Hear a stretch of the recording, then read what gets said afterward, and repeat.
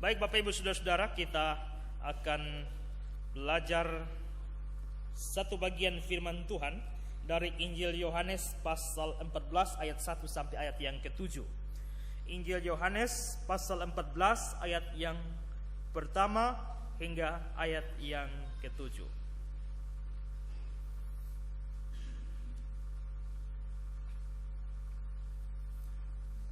Rumah Bapa, janganlah gelisah hatimu, percayalah kepada Allah, percayalah juga kepadaku. Di rumah Bapakku banyak tempat tinggal. Jika tidak demikian, tentu aku mengatakannya kepadamu. Sebab aku pergi ke situ untuk menyediakan tempat bagimu. Dan apabila aku telah pergi ke situ dan telah menyediakan tempat bagimu, aku akan datang kembali dan membawa kamu ke tempatku, supaya di tempat di mana aku berada, kamu pun berada. Dan kemana aku pergi, kamu tahu jalan ke situ. Kata Thomas kepadanya, Tuhan, kami tidak tahu kemana engkau pergi. Jadi bagaimana kami tahu jalan ke situ? Kata Yesus kepadanya, akulah jalan dan kebenaran dan hidup. Tidak ada seorang pun yang datang kepada Bapa kalau tidak melalui aku. Sekiranya kamu mengenal aku, pasti kamu juga mengenal Bapakku. Sekarang ini kamu mengenal Dia dan kamu telah melihat Dia. Demikianlah pembacaan firman Tuhan. Berbahagialah orang yang bukan hanya membaca firman Tuhan, tetapi merenungkannya siang dan malam. Haleluya. Haleluya. Haleluya. Haleluya. Firman Tuhan pagi hari ini disampaikan bahwa Pendeta Dr. Parluangan Gultom dari Jogja. Ini kali pertama Pak Gultom menyampaikan firman Tuhan di Jemaat Agape. Kepada Pak Pendeta saya persilakan.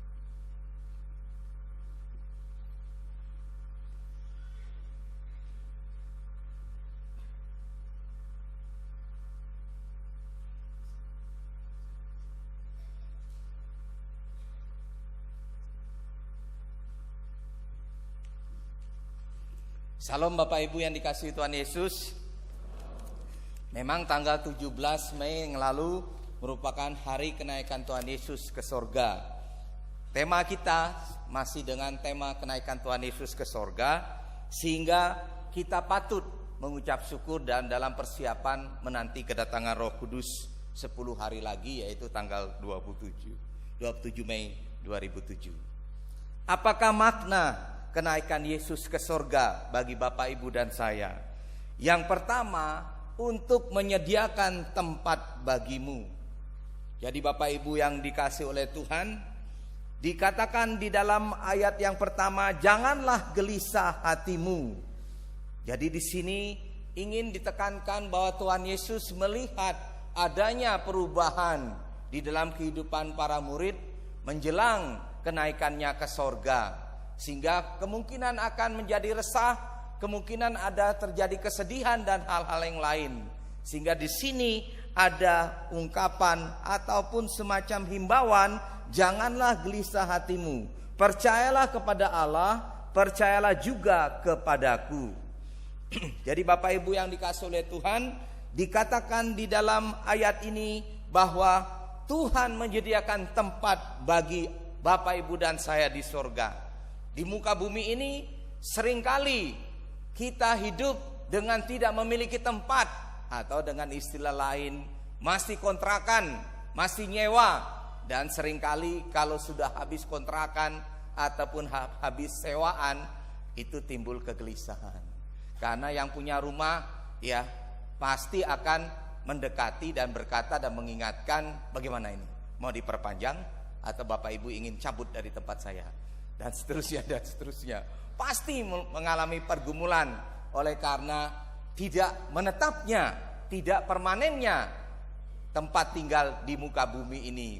Bahkan yang sudah permanen juga, entah apa alasannya, setelah pulang dari piknik ataupun dari tempat tugas di luar kota, begitu pulang, rumahnya sudah obong, sudah terbakar habis, tokonya sudah habis terbakar, sehingga terjadilah kesedihan dan banyak hal-hal yang menjadi pergumulan. Saya tidak mendoakan Anda dan saya akan mengalami hal-hal tersebut. Tetapi ingin ditekankan bahwa rumah yang disediakan Bapa di surga itu sangatlah indah dan sangatlah kita harap-harapkan. Tetapi yang menjadi isu di sini yaitu kapan Tuhan akan datang untuk mengangkat, membawa kita untuk menikmati tempat di surga itu. Dijawab, kita tidak tahu. Ataupun juga bertanya lagi, bagaimana caranya kita menantikan Kristus itu? Dengan kata lain, banyak yang salah menafsirkan penantian akan kedatangan Tuhan. Penantian akan kedatangan Tuhan tidak dimaksudkan meninggalkan segala sesuatu, menuju ke tempat retreat dan ibadah pagi, siang, sore, dan malam, sehingga tidak memiliki apa-apa. Terasa lapar, baru sadar. Turun dari piknik, maka sudah tidak punya apa-apa, atau alias kere, tidak mampu untuk hidup. Saya yakin itu salah penerapannya. Penerapan untuk menantikan kedatangan Tuhan yaitu Bapak, Ibu, dan saya dipanggil untuk tetap melayani Tuhan, tetap setia, tetap melaksanakan kegiatan sehari-hari. Dengan lain perkataan, sembari kita melayani Tuhan itu, maka jalannya kedatangan Tuhan itu tidak terasa akan kita nikmati. Sehingga saudaraku yang dikasihi oleh Tuhan, itulah sebabnya kita dipanggil untuk tetap dan meningkatkan pelayanan kita bagi hormat dan kemuliaan nama Tuhan.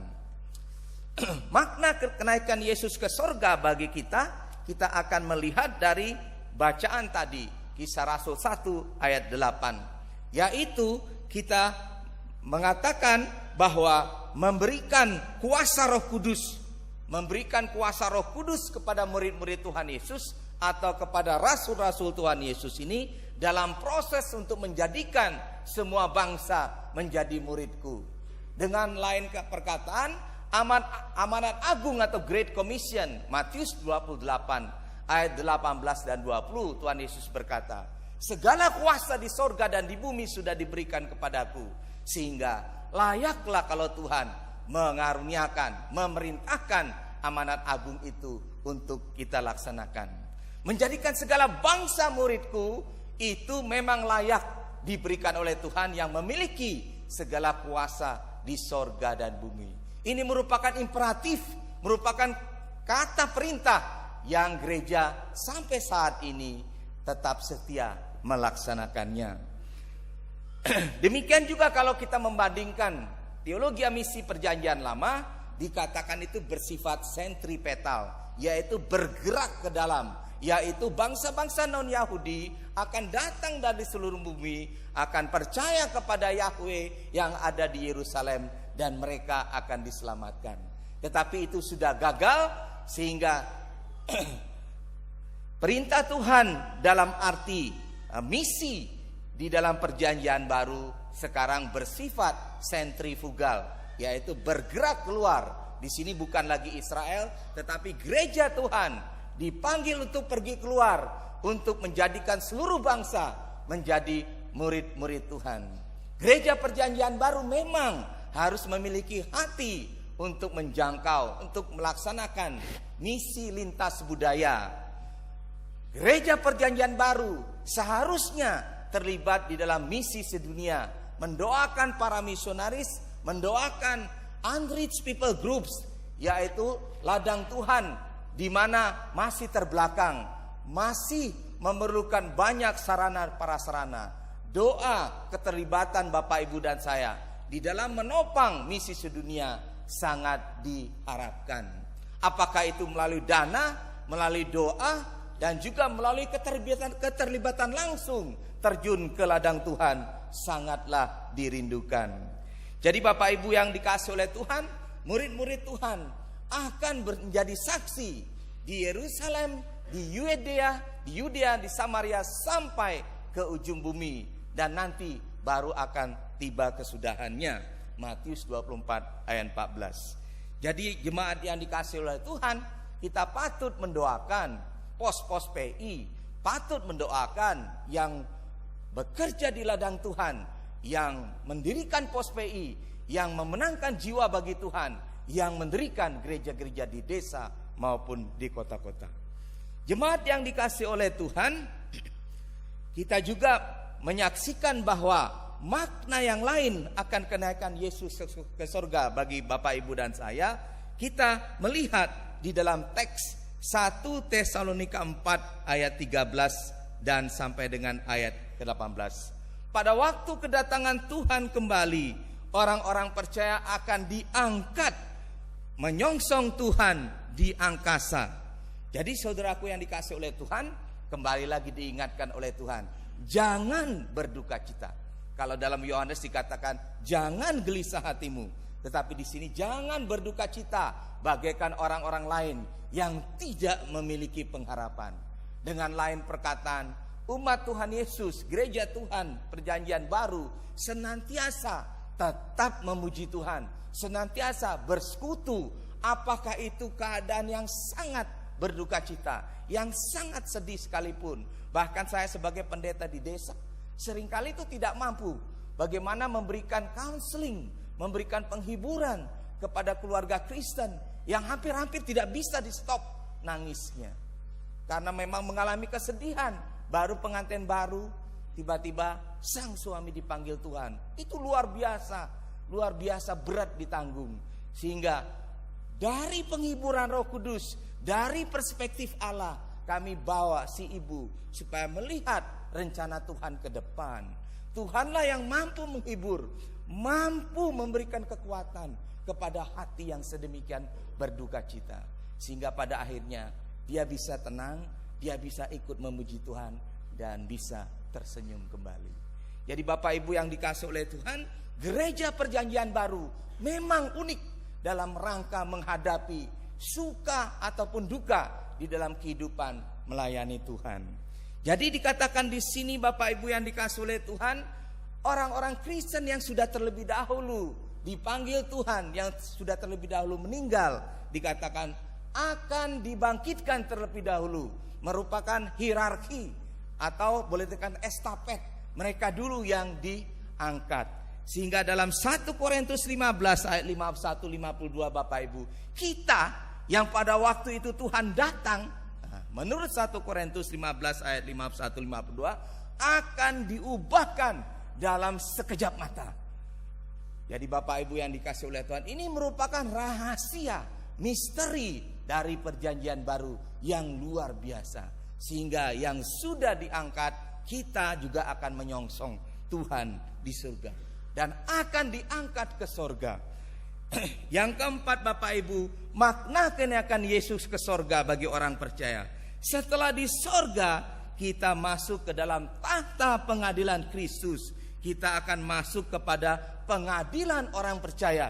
Kita akan mempertanggungjawabkan pelayanan kita ketika kita sudah lahir baru sampai kita dipanggil Tuhan. Ini bukan pengadilan aras putih, atau ini bukan pengadilan akan dilemparkan ke neraka. Oh bukan. Ini pengadilan orang percaya karena sudah terbukti diangkat ke surga. Yang menjadi pertanyaan adalah apakah Bapak Ibu akan diangkat atau tetap di bumi? Nah, ini menjadi pertanyaannya. Doa dan harapan kita, semua kita yang hadir di sini, tentulah sudah percaya kepada Tuhan Yesus. Tentulah sudah bertobat dari semua dosa-dosa dan mohon diselamatkan oleh Tuhan. Keselamatan Roh Kudus yang ada di dalam hidup Bapak Ibu, roh yang ada di dalam hidup Bapak Ibu lebih besar daripada roh-roh yang ada di dunia ini. Pastilah menjadikan Bapak Ibu masuk kepada tahta pengadilan Kristus. 2 Korintus 5 ayat 10. Kita mempertanggungjawabkan kualitas pelayanan kita itu. Dari 1 Korintus 3 ayat 12 dan seterusnya diberikan ilustrasi kualitas pelayanan itu bagaikan emas, ya. Apakah bagaikan perak, batu permata, kayu, rumput kering, atau jerami. Jadi bisa dilihat kualitas yang tertinggi, yang mulia, sampai kepada jerami yang bisa terbakar dan bisa hilang. Sehingga Bapak Ibu yang dikasihi oleh Tuhan, Rasul Paulus memberikan contoh dalam 1 Korintus 5. Dosa dalam jemaat, kualitas mahkota orang tersebut nanti akan bagaikan jerami sehingga terbakar, ya. Tubuhnya binasa tetapi ayat 5, rohnya diselamatkan pada hari Tuhan. Bapak Ibu yang dikasihi oleh Tuhan, tentulah kita mengharapkan Bapak Ibu dan saya untuk meningkatkan kualitas pelayanan kita. Pengabdian doa di keluarga, pengabdian doa ketaatan kepada gereja, dan banyak kegiatan-kegiatan gereja yang harus kita ikuti demi untuk meningkatkan kualitas pelayanan kita tersebut. Bapak Ibu yang dikasihi oleh Tuhan, secara positif juga akan diberikan pembagian mahkota tadi. Berdasarkan kualitas pelayanan tersebut, Bapak Ibu dan saya akan belajar sedikit tentang mahkota-mahkota yang disebutkan di dalam Alkitab. Dalam dunia penafsiran, gereja-gereja dahulu biasanya menafsirkan mahkota ini sebagai simbolik saja. Jadinya rahasia berkat kebenaran firman Tuhan hilang, disappears, Bapak Ibu ya. Jadi di sini misalnya mahkota kehidupan, Wahyu pasal 2 ayat 10. Hendaklah engkau setia sampai akhir, maka aku akan mengaruniakan kepadamu mahkota kehidupan. Yang kedua, mahkota kemuliaan, 1 Petrus 5 ayat 4, bagi gembala-gembala sidang yang setia melayani Tuhan tahun demi tahun, bisa saja 50 tahun, penuh dengan suka dan duka. Menjadi gembala sidang, saya merasa jauh lebih berat daripada dosen Alkitab atau dosen teologi, karena melayani penggembalaan yang seluruh tingkat umur, mulai dari bayi sampai kepada lansia, harus semuanya ditata, diklasifikasikan, disistematis, dan digembalakan secara bertanggung jawab. Sehingga Rasul Petrus berkata, gembala-gembala yang melayani dengan sepenuh waktu, yang melayani dengan motivasi yang rendah hati, yang melayani sebagai teladan bagi anggota-anggota jemaat, ia akan mendapatkan mahkota kemuliaan yang akan diberikan oleh Gembala Agung Tuhan kita Yesus Kristus kepada mereka. 1 Petrus 5 ayat 4. Yang ketiga dikatakan di sini dalam Yakobus 1 ayat 12, adanya mahkota kehidupan dalam arti menang atas pencobaan. Semenjak Bapak Ibu lahir baru dan percaya kepada Tuhan Yesus, gencar godaan-godaan, cobaan-cobaan melanda kita. Cobaan-cobaan dalam hubungan pelanggaran seksual jelas sekali. Tantangan-tantangan perselingkuhan, tantangan-tantangan poligami sedemikian kuat datang menghantam gereja Tuhan. Sehingga ada orang berkata, oh ini hanya dosa orang-orang yang tidak percaya Tuhan Yesus. Sabar tante om, di dalam gereja juga banyak itu.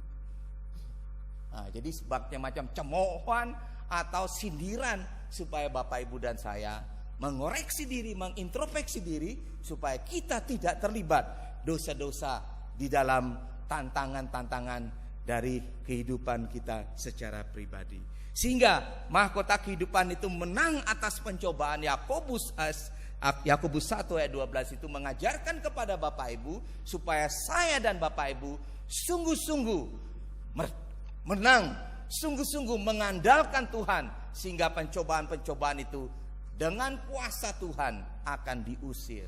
Yakobus 4 ayat 7 berkata, hendaklah kita taat kepada Tuhan, tunduk kepada Tuhan, dan lawanlah si iblis, maka ia akan lari daripadamu. Dilawan, tapi yang larinya apa? Pendetanya yang lari atau si iblisnya? Di situ berkata iblisnya yang lari, bukan pendetanya yang lari ya, seperti film-film barat eksorsisme. Bapak Ibu yang dikasihi oleh Tuhan, yang keempat dikatakan adanya mahkota kebenaran bagi mereka yang merindukan kedatangan Tuhan. 2 Timotius 4 ayat 8. Bagaimana mungkin Bapak Ibu bisa merindukan kedatangan Tuhan kalau tidak terlibat dalam pelayanan, kalau tidak terlibat dalam persekutuan, kalau tidak terlibat di dalam persekutuan dalam mempelajari firman Tuhan dan mengajarkan firman Tuhan, mengkhotbahkan firman Tuhan. Sehingga Bapak Ibu kerinduan untuk merindukan kedatangan Tuhan itu memang sungguh-sungguh terpuji, sehingga kita akan disebut berbahagia. Terlepas dari mahkota-mahkota ini Bapak Ibu, banyak juga yang menjadi pembicaraan-pembicaraan, tetapi yang ingin Pak Gutam tekankan bagi Bapak Ibu dan saya yang sudah lahir baru, itu berarti keselamatannya dijamin oleh Tuhan. Sehingga karena kita masih hidup di muka bumi ini, kita tidak langsung mati seperti penjahat yang ada di samping Tuhan Yesus, yang dikatakan oleh Tuhan, pada hari ini engkau juga akan bersama-samaku di taman-taman Firdaus itu. Sehingga Bapak Ibu dan saya harus mengerjakan keselamatan yang Tuhan berikan. Artinya kita terlibat untuk membawa berita Injil itu kepada tetangga-tetangga kita, ataupun juga kepada sanak saudara kita yang belum percaya kepada Tuhan Yesus. Saran dari saya paling tidak untuk mendaftarkan saudara-saudaranya yang belum percaya untuk didoakan. Lebih lanjut, setelah didoakan, ada usaha-usaha untuk mengunjungi dan menciptakan atmosfer surgawi sehingga saudaranya itu bisa diselamatkan. Seringkali Bapak Ibu, kita hanya bersukacita menikmati keselamatan kita, menikmati persekutuan, keluar masuk gereja, tetapi apakah kita tidak rindu saudara-saudara kita yang di luar gereja, di luar iman Kristen itu kita bawa kepada Tuhan? Inilah saatnya Bapak Ibu yang dikasih oleh Tuhan. Jangan sampai kita berkata, oh besok saja Bapak, ya besok saja, setelah saya mati akan saya laksanakan ini dan itu. Sudah terlambat. Sekaranglah ketika kita masih hidup di muka bumi ini, ketika roh dan tubuh kita belum terpisah, kita melaksanakan, kerjakanlah keselamatanmu. Jemaat yang dikasih oleh Tuhan, pertama-tama saya sangat mengucap syukur oleh karena hak istimewa menyampaikan kebenaran firman Tuhan ini. Ini memang berkenaan dengan eskatologi dan sering menjadi perdebatan yang tidak habis-habisnya.